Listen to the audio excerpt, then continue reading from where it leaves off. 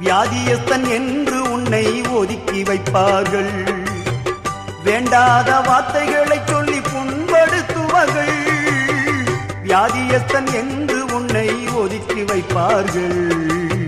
வேண்டாத வார்த்தைகளை சொல்லி புண்படுத்துவார்கள். வாழ்வதா சாவதா என்று நீ அழுது புலம்பிடுவாய். வாழ்வதா சாவதா என்று நீ அழுது புலம்பிடுவாய். வாழத்தான் வேண்டும் என்று வியாதியிலே சுகம் தரவே உனக்கொருவர் இருக்கின்றார். உன்னை விசாரிக்க துடிக்கின்றார். உன்னையும் என்னையும் இயேசு நேசிக்கிறார். நம்மை உள்ள கைகளில் வரைந்திருக்கிறார்.